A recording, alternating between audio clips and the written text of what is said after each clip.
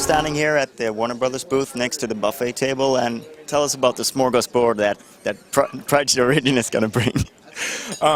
Project Origin is the Fear sequel to Fear, and so you know, intense first-person shooter action blended with sort of a Asian horror, you know, theme as well. Interesting blend. We hope everybody's going to enjoy it. So can you tell us what kind of differences you're bringing into the new game? I think the single word that really describes it all is variety. We're really concentrating on this project to more environmental variety, more variety in the AI types that you're going to face, meaningful variety, and because they're going to have different behaviors, that kind of stuff. It's very much of a ratcheting up of everything that we did on Fear, taking it to new levels, adding more variety. So give us some examples of that. Well, for instance, in Fear, we had a number of AI types that you would go up against, bad guys, enemies, and it wasn't always a big differentiation between them. You know, you'd have kind of the guy that had the helmet, and then you had the guy that had the helmet with a breather on him, then the guy that had the helmet with the breather and maybe a little bit different color, you know. And they were different AI. It's just there wasn't a huge difference in the way they were portrayed. And so on this project, we've really pushed the idea of a different AI means an entirely different model, entirely different silhouette, color. It's an entirely different character. There's more of them. And then also, what's he going to bring to the table as far as combat goes? You know, why is this guy different from another guy that's running around shooting at you with a gun? You know, and we're trying to put meaningful differences in so that there's different tactics that the player will need to use to defeat the different enemies. Different enemies will use different tactics against the player. So it'll become a much, once again, more variety, a broader experience. So can you tell us about the setting and what's happened since Fear and how the player comes into this new game? This game actually starts about 20 minutes before the last game ends. So at the end of Fear, the point man was, you know, uncovering all sorts of stuff with these black projects. You got this little girl, Alma, who is, you know, some sort of a psychic. She can kill people with a thought.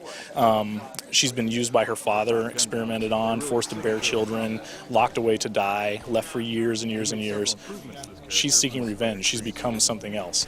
The player is uncovering all of this in the first game and heading towards this ultimate encounter and ultimate release of Alma. In our game, we start kind of during that period at the end of the first one.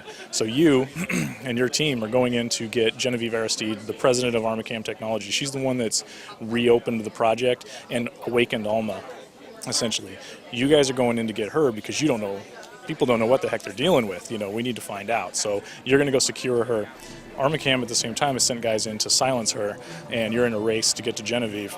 And so you've gone to her like high-rise apartment, penthouse, and you're battling against these other cleaners, mercenaries that have been sent in to get to Aristide. And in the midst of that explosive release of Alma at the end of the first game occurs and decimates the city and throws everything into chaos. And then you have to rise up out of that and figure out what's going on and try to find a solution. So how has it been to work on this game as a multi-format game from the beginning? It's been, Monolith has always made first-person shooters on a PC, and we felt fairly confident in that aspect of it, but we hadn't really done much in the way of console development.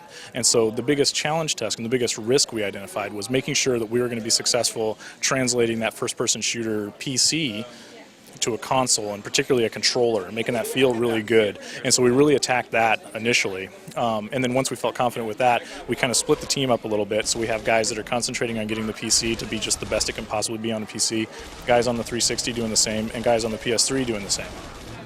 You didn't show anything of the multiplayer. Can you talk about that? I really can't. Been told by PR that if I do, I will be hurt in all sorts of horrible ways. Too bad. I know. I want to tell you everything, but, you know. So when can we look forward to Project Origin? Can't tell you about the release date either. It's horrible. It's full of secrets. It is. Thank you very much for your time. Thank you.